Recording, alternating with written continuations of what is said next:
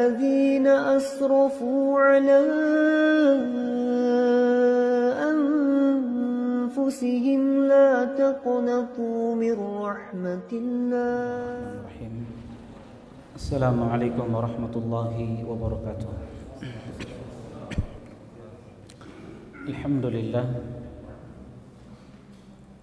لله الكريم المنان ذي الفضل والإحسان الذي هدانا للإيمان والصلاة والسلام على نبينا محمد وعلى آله وصحبه ومن تبعهم بإحسان إلى يوم الدين.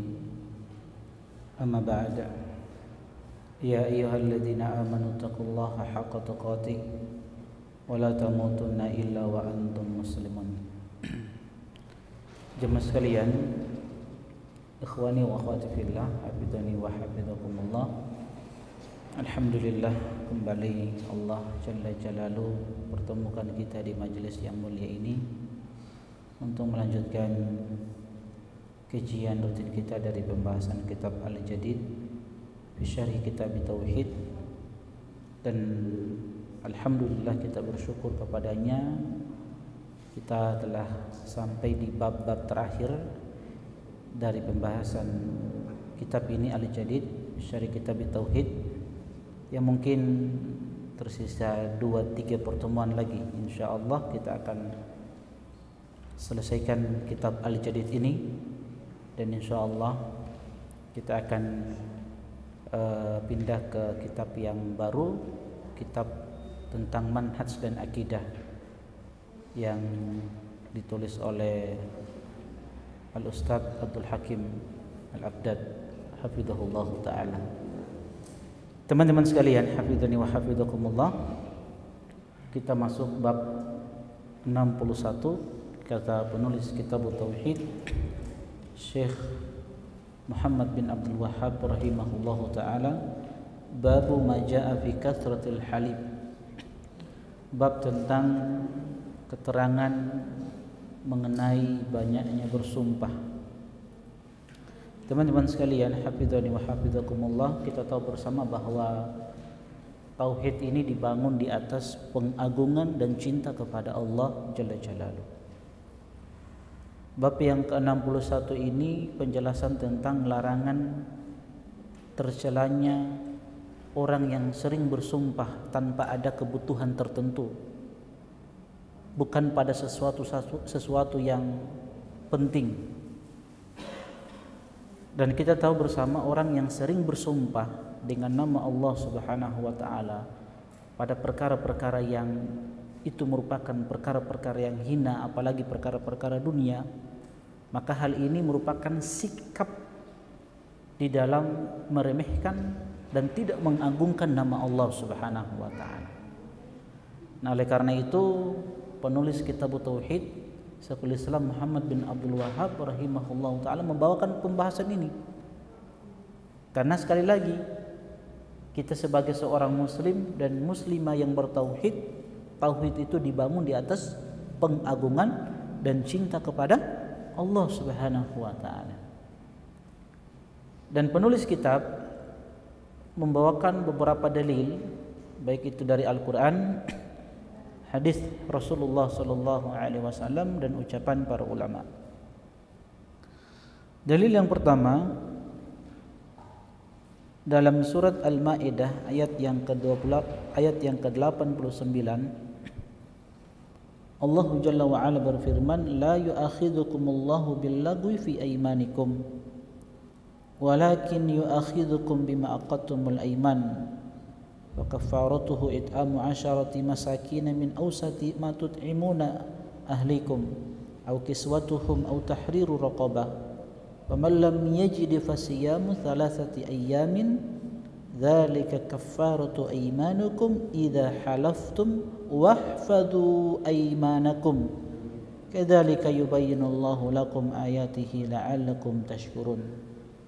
Yang menjadi poin pendalilan dari ayat ini dalam surat Al-Maidah ayat yang ke-89, firman Allah Subhanahu wa taala, wahfadhu aymanakum, dan jagalah sumpah-sumpah kalian. Ayat ini datang dalam bentuk perintah dari Allah Jalla Jalaluhu untuk menjaga sumpah-sumpah. Nah, para ulama berusaha untuk menjelaskan apa maksud perintah dari Allah, wahfadhu aimanakum. Jagalah sumpah-sumpah kalian. Di antaranya apa yang disebutkan oleh Syekh Utsaimin rahimahullahu taala, makna dari wahfadhu aimanakum, jagalah sumpah-sumpah kalian. Pertama maksudnya adalah jangan sering kalian bersumpah atas nama Allah Subhanahu wa taala, kecuali pada perkara-perkara yang memang butuh kita untuk bersumpah. Karena ketika seseorang itu bersumpah dengan nama Allah, berarti dia sedang mengagungkan Allah. Itu makna yang pertama. Jangan kalian sering-sering bersumpah dengan nama Allah Subhanahu wa taala pada perkara-perkara yang hina. Yang kedua, makna yang kedua maksudnya, ketika kalian bersumpah maka tunaikan sumpah tersebut. Jangan kalian melanggar sumpah kalian. Ketika kalian bersumpah maka tunaikan sumpah tersebut. Jangan kalian langgar sumpah tersebut. Misalkan ada seseorang mengatakan seperti ini, kalau sekiranya kalau usahaku nanti di bulan ini mendapatkan keuntungan 20 juta, demi Allah antum ana belikan misalkan handphone yang baru. Berarti dia sudah bersumpah atas nama Allah. Jadi kalau misalkan usaha ana bulan ini mendapatkan keuntungan 20 juta, ana belikan demi Allah, dia sudah bersumpah atas nama Allah. Demi Allah, ana akan belikan antum handphone yang baru. Maka ketika dia sudah bersumpah dengan nama Allah, maka dia harus tunaikan sumpah tersebut. Ketika bulan depan datang waktunya didapatkan keuntungan 20 juta, maka sumpah itu harus ditunaikan, tidak boleh dilanggar. Itu maksudnya. Paham ya? Tidak boleh melanggar apa yang telah dia bersumpah dengannya, dengan nama Allah Subhanahu wa taala. Ketiga, kalau dia melanggar nanti ada kafarah. Ada kafarah.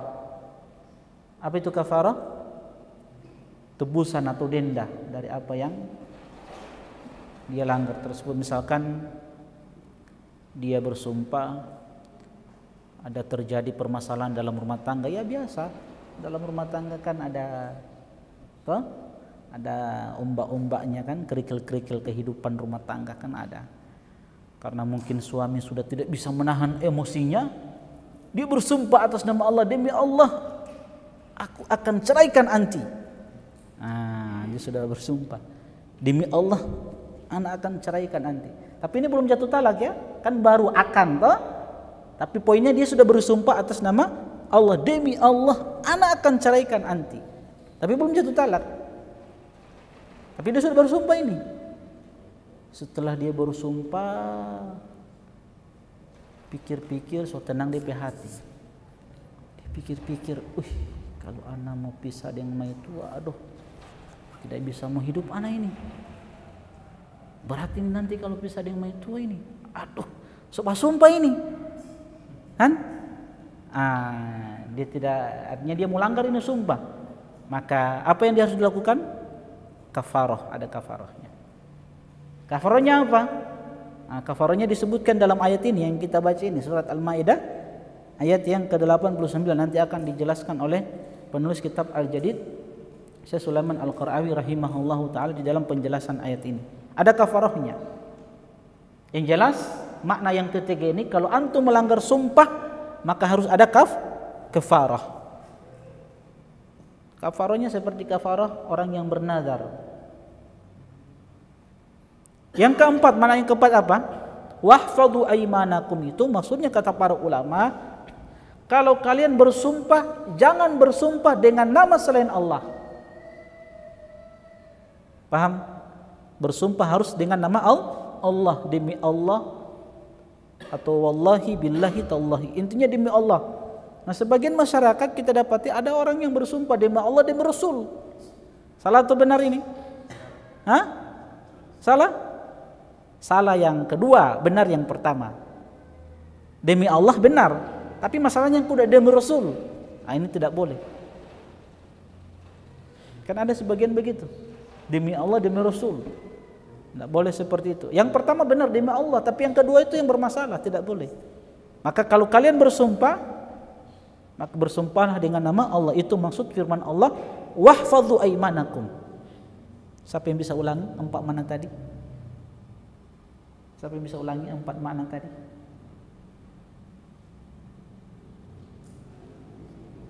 Yang pertama apa?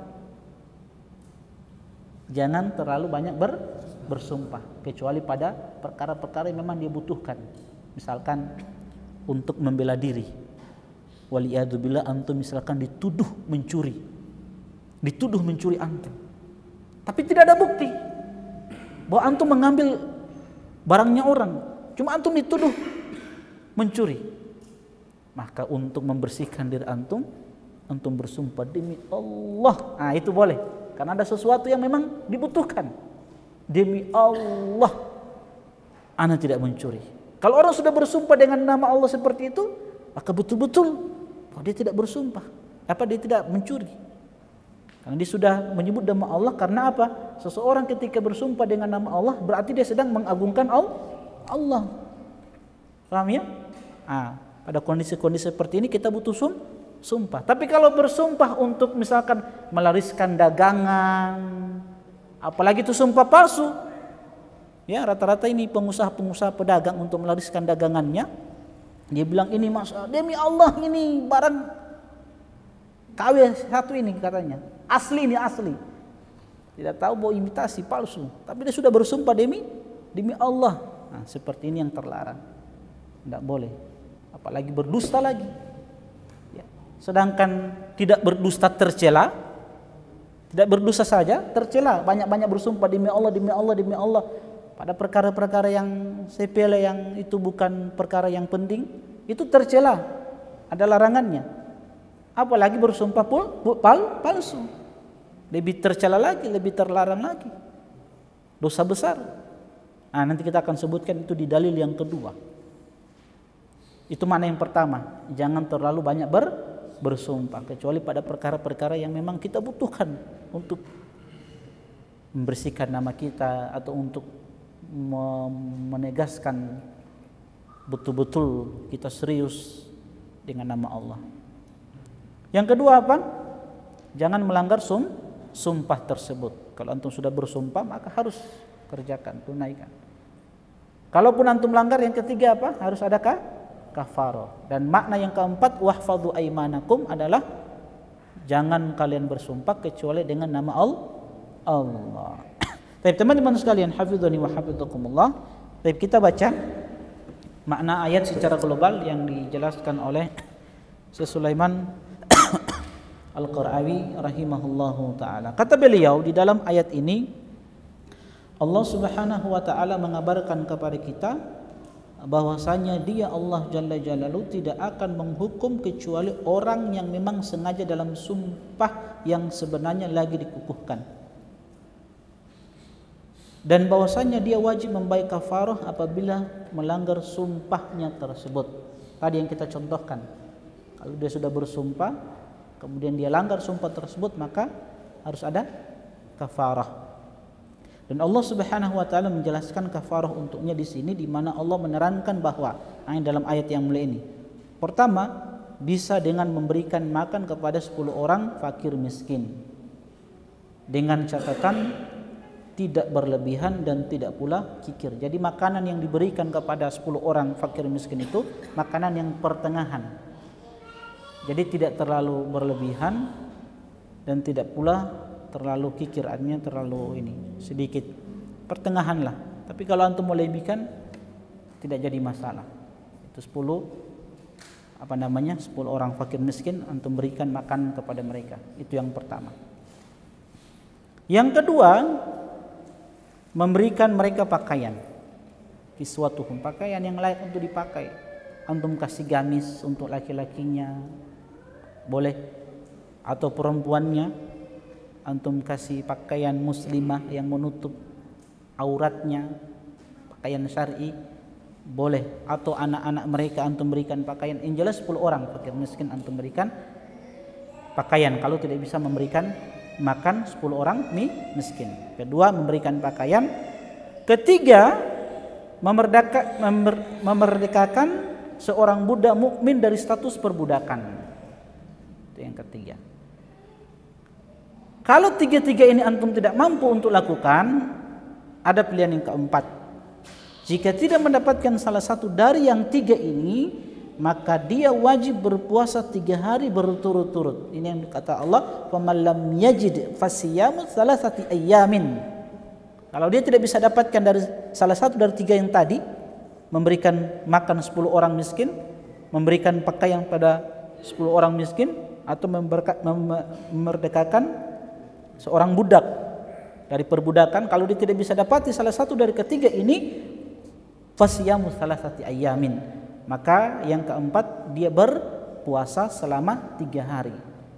Boleh berturut-turut itu dan itu yang paling afdol, paling utama. Kalau tidak mampu 3 hari berturut-turut, maka boleh tidak berturut-turut. Hari ini berpuasa, nanti mungkin 3 hari ke depan baru berpuasa. Yang jelas 3 hari dia berpuasa. Dan Allah telah menjadikan kafarat ini sebagai penghalal dan jalan keluar dan terjebak jeratan sumpah. Sebab kafarah itu tujuannya apa? Untuk mengagungkan Allah Subhanahu wa taala. Jadi kafarah itu tujuannya cuma untuk mengagungkan Allah Subhanahu wa taala. Dan melihat bahwa pilihan yang lainnya adalah lebih baik darinya, maka orang tersebut boleh melanggar sumpahnya dan membayar kafaratnya. Allah Jalla wa Ala kemudian memerintahkan kaum muslimin untuk menjaga sumpah mereka dan juga tidak banyak bersumpah agar tidak menyeret diri mereka kepada banyak pelanggaran-pelanggaran yang dengan itu dia meremehkan Rabb mereka. Itu yang tadi kita sebutkan di awal-awal tadi, bahwa orang yang sering bersumpah dengan nama Allah itu berarti ada sikap meremehkan nama Allah Subhanahu wa taala. Apalagi dia bersumpah untuk mendapatkan sedikit dari kenikmatan dunia. Tadi nanti dalil kedua biasanya terjadi pada pengusaha-pengusaha, pedagang-pedagang. Untuk melariskan dagangannya dia bersumpah dengan nama Allah Subhanahu wa taala. Banyak seperti itu. Allah Subhanahu wa taala kemudian menjelaskan bahwa hukum-hukum yang dia Subhanahu wa taala jelaskan adalah nikmat yang wajib disyukuri, sebagaimana nikmat-nikmat Allah lainnya yang tidak bisa dihinggakan dan tidak bisa dihitung.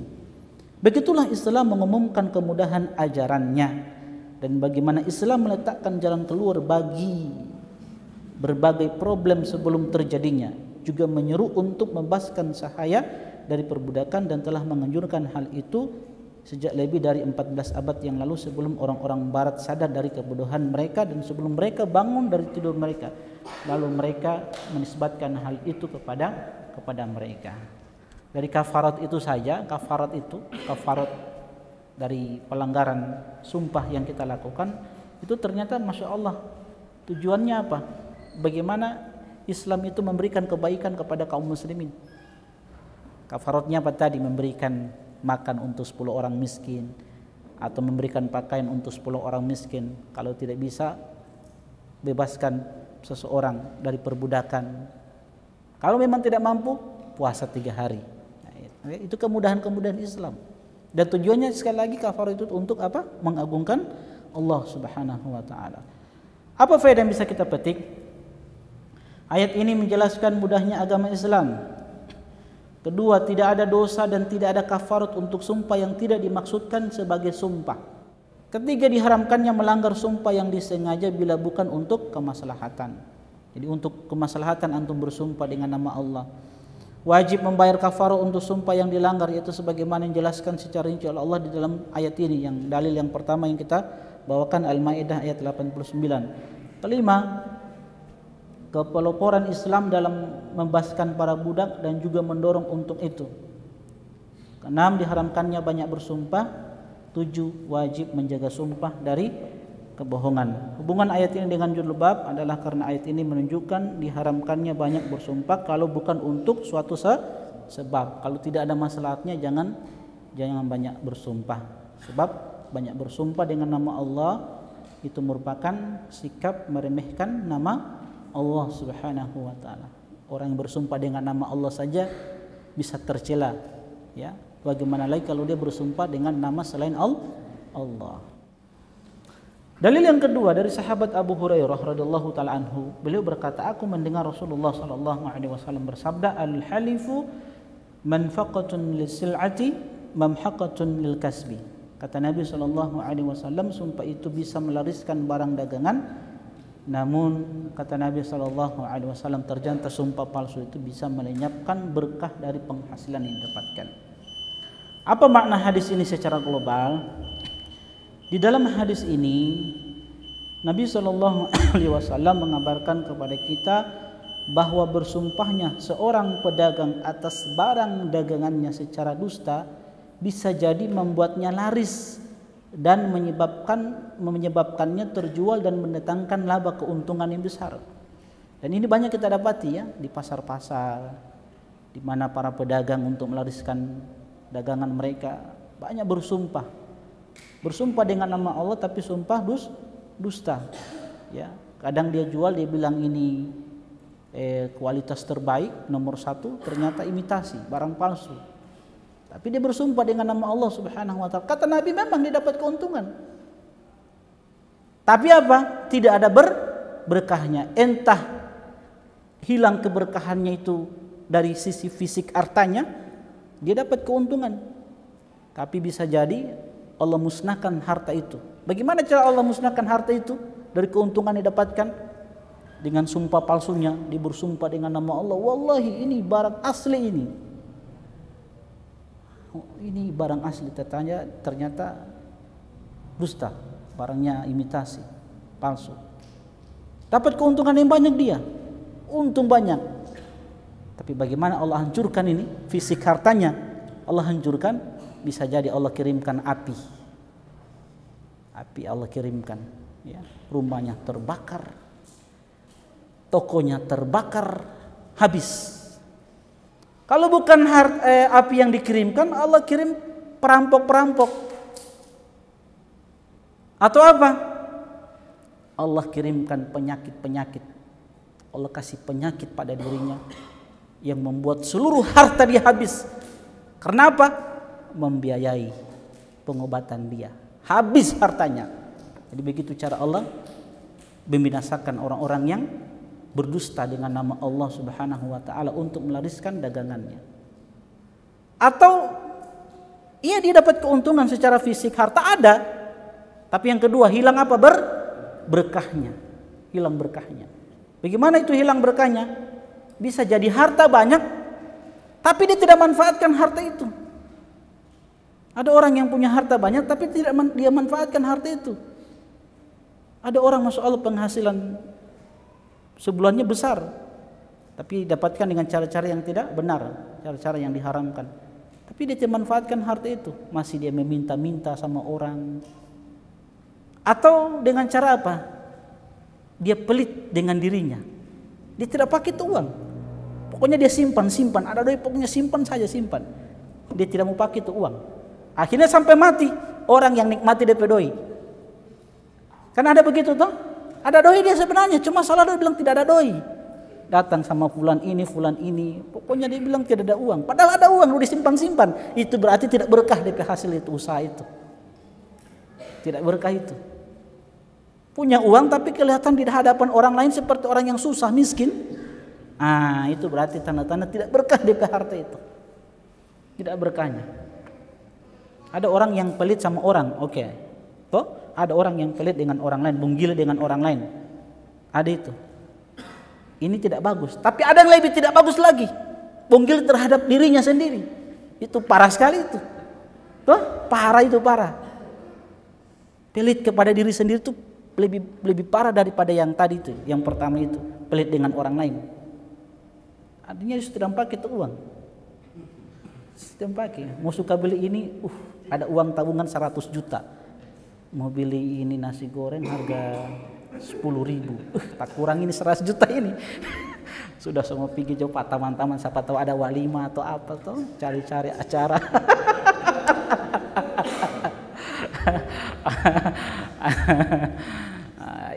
berarti tidak berkah. Dan itu terjadi, anak pernah dengar cerita. Ada salah satu ustaz ceritakan seperti itu. Dia pegawai, gaji per bulan itu Masya Allah. Tapi ternyata gaji yang didapatkan per bulan itu dia tidak pakai. Sampai dia mati. Selalu berharap sama orang lain. Waliyadzubillah. Itu berarti hilang berkah. Itu yang kata Nabi SAW, al-halifu manfaqatun li sil'ati. Memang antum bawa nama Allah berkah. Jualan antum Masya Allah mendapatkan hasil dagangan antum mendapatkan keuntungan yang besar, tapi itu hilang berkah. Entah itu fisik harta dimusnahkan dengan cara tadi, terbakar rumah, atau dapat penyakit, entah dia, istrinya, atau anak-anaknya dapat penyakit yang kemudian habis harta itu untuk mengobati keluarganya yang sakit. Begitu cara Allah memusnahkan harta. Makanya disingkat pakai mamhaqatun. Kata-kata yamhaku itu kan dimusnahkan, tapi dimusnahkan itu secara bertahap, pelan-pelan, tidak satu kali. Jadi pelan-pelan Allah musnahkan itu harta riba itu. Riba itu kan adalah bahasakan dengan yamhaq. Yamhaq itu dia musnah tapi pelan-pelan, sedikit demi sedikit. Tidak langsung satu kali, tidak, tapi pelan-pelan. Nah, begitu cara Allah Jalla wa'ala menghancurkan harta-harta yang panas, harta-harta yang haram. Taib, kata penulis rahimahullah ta'ala, akan tetapi ia merupakan sebab hilangnya keberkahan hasilnya dan tidak berkembangnya. So azan. Oh iya, kita azan dulu ya. Sallallahu Nabi Muhammad. Jemaah sekalian, ikhwani wa akhwati fillah, hafizani wa hafizakumullah. Jadi kata penulis kitab Al-Jadid, Syekh Sulaiman Al-Qarawi rahimahullah ta'ala, akan tetapi ia merupakan sebab hilangnya keberkahan hasilnya dan tidak berkembangnya, sehingga kekurangan justru datang dari pintu-pintu yang lain, bahkan dapat menghilangkan modal dasar dan labanya sekaligus. Hal itu karena apa yang ada di sisi Allah Subhanahu wa ta'ala tidak akan dapat diraih dengan bermaksiat kepadanya. Sementara dunia ini berhias untuk orang yang bermaksiat hanyalah untuk sementara, yang pada akhirnya akan menuju kehancuran dan hukuman di akhirat. Teman-teman sekalian, hafizani wa hafizakumullah, yang disebutkan oleh Nabi ini contoh saja ya, bukan sebatas pada orang-orang yang melariskan dagangannya. Kita bisa bawa kepada urusan-urusan dunia yang lainnya. Intinya jangan banyak bersumpah dengan nama Allah pada perkara-perkara duniawi ya. Hanya untuk mendapatkan secul dari kenikmatan dunia antum bersumpah dengan nama Allah. Sekali lagi, bersumpah dengan nama Allah itu untuk sebuah kemaslahatan. Ada sebabnya antum bersumpah dengan nama Allah. Karena seseorang bersumpah dengan nama Allah berarti dia sedang mengagungkan Allah Subhanahu wa ta'ala. Dan tauhid kita sampaikan tadi dibangun di atas apa? Dasar pengagungan dan cinta kepada Allah Subhanahu wa ta'ala. Sehingga orang yang sering-sering bersumpah dengan nama Allah itu tercela, tidak bagus. Berarti dia telah meremehkan Allah Subhanahu wa ta'ala. Baik, teman-teman sekalian, hafizani wa hafizakumullah. Dalil yang ketiga, faedah yang bisa kita petik. Pertama, kata beliau, diharamkannya banyak bersumpah. Kedua, diharamkannya melariskan barang dagangan dengan sesuatu yang haram. Sekali lagi ya, contoh yang disebutkan Nabi ini bersumpah dusta yang dilakukan oleh orang-orang yang ingin melariskan dagangannya. Ini cuma sebagai contoh saja. Bisa dibawa lagi ke masalah-masalah yang lain. Ketiga, berdusta dalam jual beli adalah sebab hilangnya keberkahan. Oleh karena itu berusaha kita menempuh sebab-sebab yang dibenarkan oleh Allah dan Rasulnya Sallallahu Alaihi Wasallam. Hubungan hadis ini dengan judul bab adalah karena hadis ini menunjukkan diharamkannya memperbanyak bersumpah jika tidak ada sebab yang menuntutnya. Hubungannya dengan tauhid adalah karena hadis ini mengharamkan banyak bersumpah, karena itu mengurangi keagungan Allah. dan itu menafikan tauhid, dan kita dituntut untuk merealisasikan tauhid, betul-betul kita sempurnakan tauhid. Jangan sampai kita kurang di dalam masalah tauhid, karena dia adalah modal besar yang kita bawa di hadapan Allah Subhanahu wa taala. Kita ingin masuk surga tanpa azab dan tanpa hisab. Yang ketiga, dari Salman Al-Farisi radhiyallahu taala anhu. Salman Al-Farisi ini kita sudah sebutkan biografi singkat beliau. Ini salah satu sahabat yang luar biasa di dalam mencari hidayah, berpindah-pindah keyakinan sampai dia bertemu dengan Rasulullah SAW di kota Madinah. Kisahnya luar biasa ya, pernah kita sebutkan bagaimana perjuangan beliau untuk mencari hidayah. Hidayah itu mahal. Antum kalau mulai futur, coba baca kisah Salman Al-Farisi, baca biografi lengkapnya beliau. Insya Allah termotivasi, ternyata hidayah itu mahal sekali. Bagaimana perjuangan beliau untuk mencari hidayah sampai bertemu dengan Nabi SAW di kota Madinah, karena beliau mendapatkan informasi dari para pendeta tentang adanya Nabi terakhir yang akan muncul yang akan tiba di mana, di kota Madinah, yang ditunggu oleh orang Yahudi di Madinah. Sampai beliau ke Madinah itu dapat hidayah masuk Islam, dan bagus keislaman beliau radhiyallahu taala anhu. Kita ini alhamdulillah ya, karena orang tua sudah Islam, muslim dan muslimah, ya kita muslim alhamdulillah. Dari Salman Al-Farisi bahwasanya Rasulullah SAW bersabda, salasatun la yukallimuhumullahu wa la yuzakkihim wa lahum adabun alim. Kata Nabi, ada 3 golongan manusia yang Allah Jalla wa Ala tidak akan berbicara kepada mereka. Di sini Allah tidak akan berbicara kepada mereka bukan menafikan bahwa Allah itu berbicara, tapi kalamur rahmah. Allah tidak akan berbicara kepada mereka dengan kalamur rahmah, dengan apa? Perkataan rahmah, kasih sayang. Wala yuzakkihim, Allah Jalla wa Ala tidak akan mensucikan mereka. Allah tidak akan sucikan 3 golongan ini dari apa? Dosa-dosa mereka. Tidak akan dibersihkan mereka dari dosa-dosa mereka. Walahum adzabun alim, tapi yang mereka dapatkan adalah siksaan yang pedih. Siapa 3 golongan ini? Pertama kata Nabi SAW, usyaimitun zanin, orang yang tua berzina. Orang tua yang tuanya sudah mau mati. Yang jelas bau tanah, umurnya sudah tua, berzina, waliyadzubillah.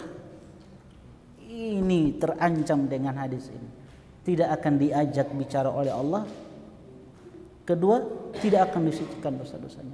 Kenapa orang ini yang tua ini berzina ini dapat siksaan yang pedih? Kenapa? Yang tua baru berzina. Karena sebab untuk melakukan maksiat ini sudah tidak ada pada dirinya. Dorongan syahwatnya sudah tidak ada apa? Syahwatnya sudah lemah. Kemudian berzina. Beda dengan anak muda kan? Kalau anak muda berzina itu karena memang dorongan syahwatnya luar biasa. Kalau tua sudah semua mati, so lemah syahwat. So tidak kuat, satu kali goyang sudah habis. Iya. Baru mau berzina lagi, waliyadzubillah. Makanya dosanya ini besar. Besar dosanya. Tidak akan diajak bicara oleh Allah, tidak akan disucikan oleh Allah Subhanahu wa taala. Besar, waliyadzubillah. Sebab untuk melakukan maksiat itu tidak ada pada dirinya. Kalau anak muda kan memang dorongan syahwatnya. Makanya Nabi SAW, teman-teman sekalian, banyak mengajarkan kita doa. Dari kita bangun tidur, ya, sampai mau tidur ulang, banyak doa yang diajarkan oleh Nabi SAW. Itu salah satu hikmahnya disebutkan oleh para ulama. Pertama, tidak lain doa-doa yang diajarkan oleh Nabi itu supaya kita dekat dengan Allah. Banyaknya doa yang diajarkan oleh Nabi itu kenapa? Dari mau tidur, bangun tidur, itu tujuannya cuma satu, supaya kita terus dekat dengan Allah Subhanahu wa taala. Kalau kita dekat dengan Allah, dapat penjagaan dari Allah. Makanya yang tua-tua ini, ada doa yang diajarkan oleh Nabi sallallahu alaihi wasallam supaya tidak kena orang yang pertama ini. Ini kan menunjukkan orang yang tua berzina itu menunjukkan kan sebab untuk melakukan zina ini kan sudah tidak ada padanya karena lemah syahwat. Berarti ini orang yang buruk ini, keji orang ini, tidak bagus orang ini.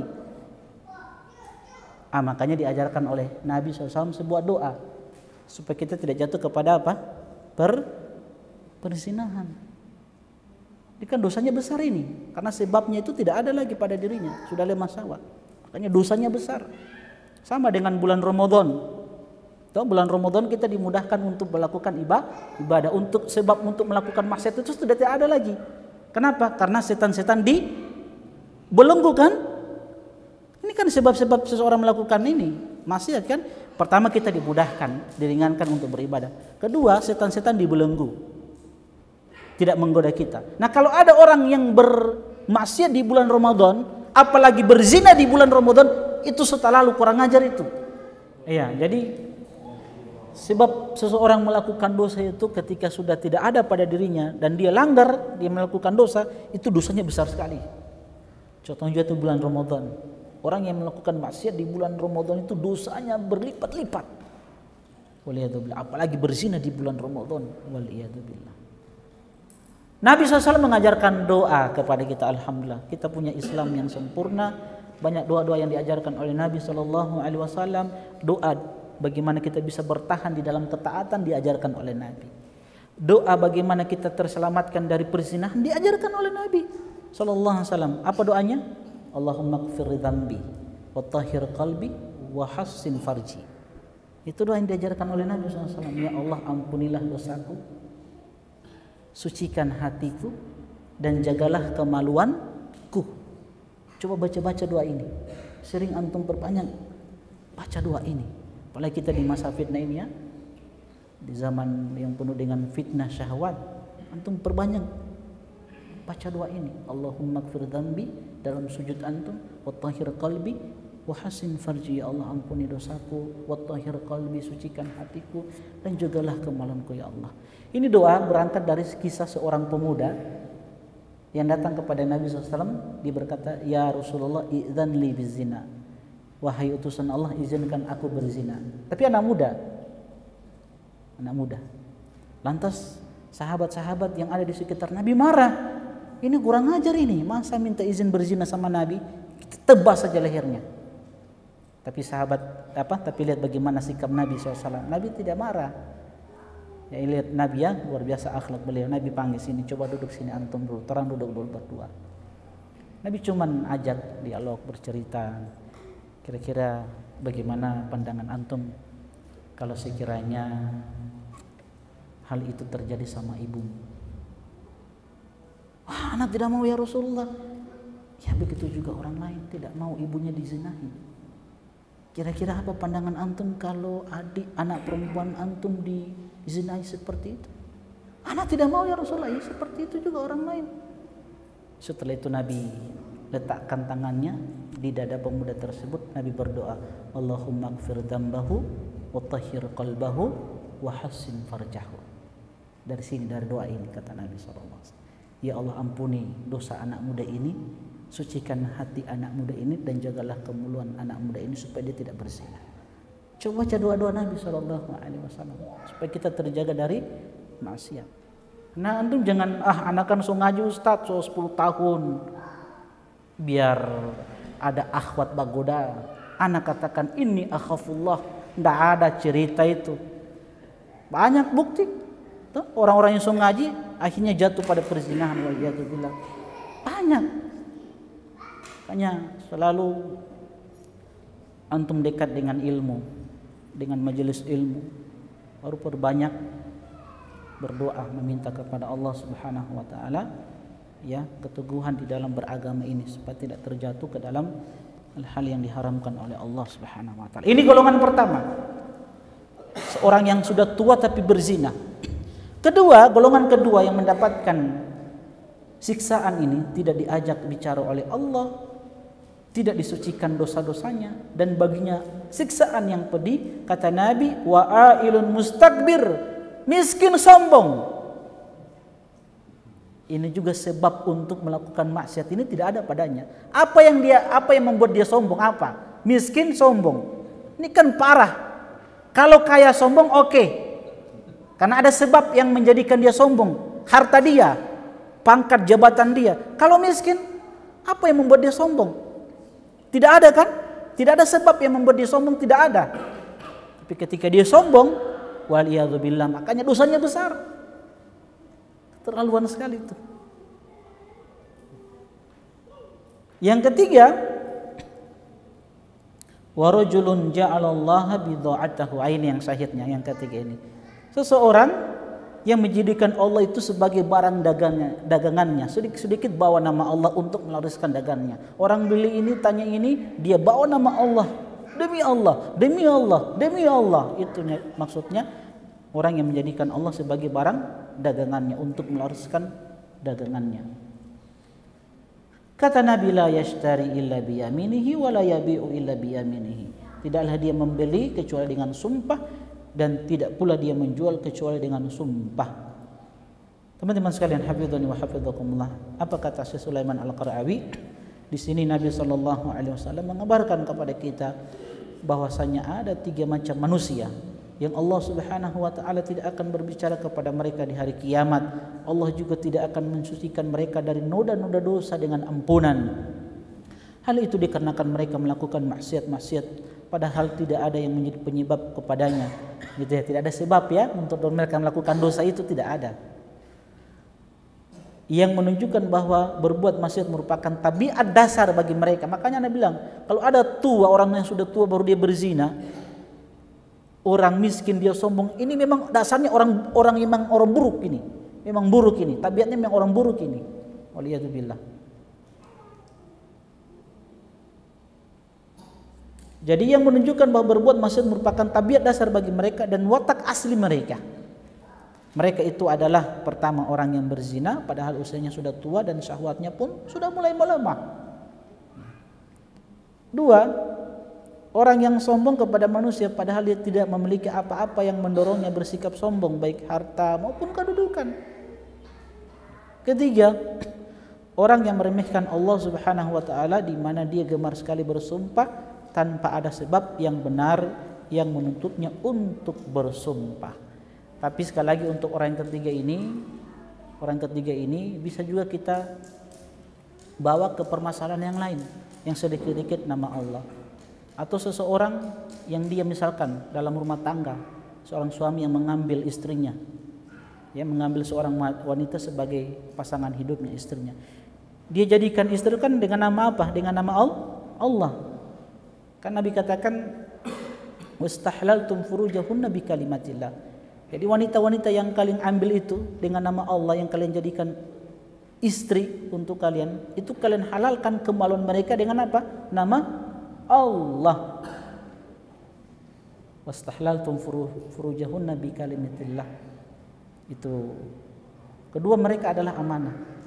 Sehingga ketika seseorang atau seorang suami yang selalu merendahkan, ya, menghina, memukul istri, berarti dia telah meremehkan Allah Subhanahu wa taala.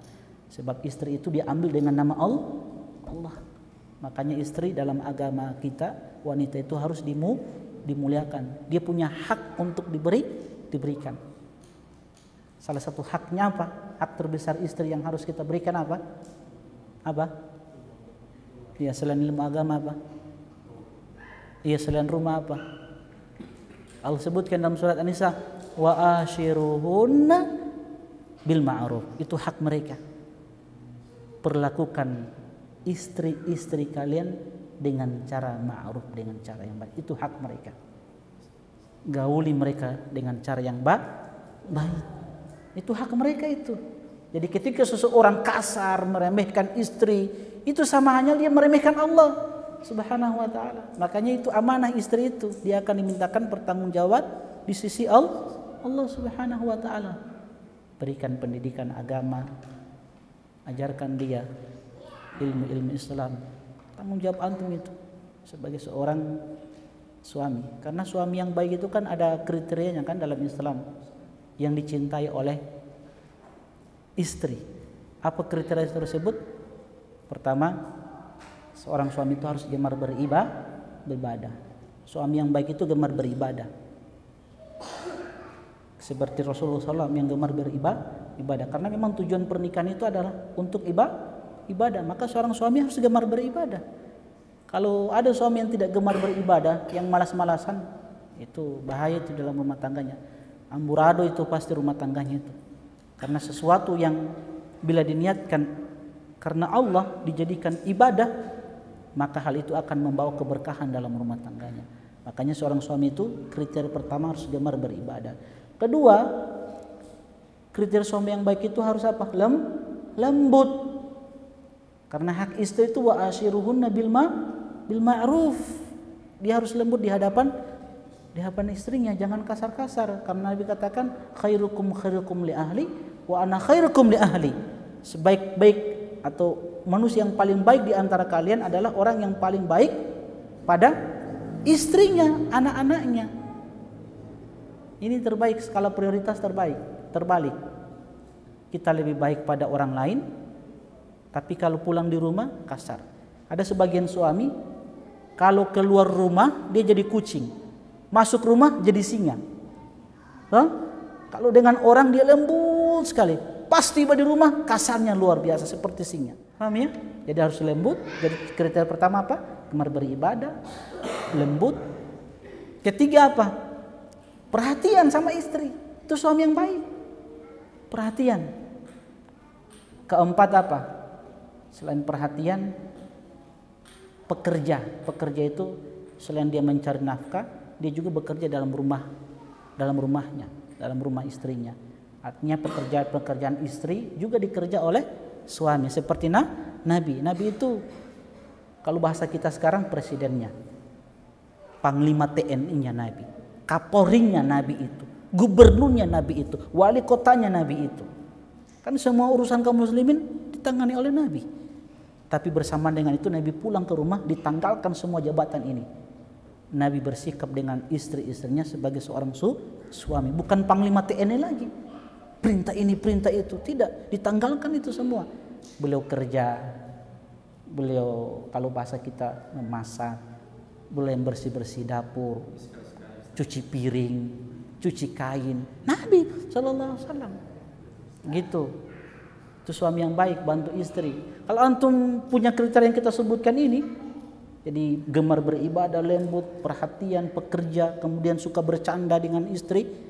Kalau ada ini kriteria ini pada antum, insya Allah istri antum bahagia dan kelak antum akan diizinkan. Iya betul. Iya betul ini, serius. Diizinkan antum, tanpa antum minta diizinkan. Kak, nanti adik carikan adik. Kakak ya? Hah? Ya? Serius. Coba antum yang berapa kriteria?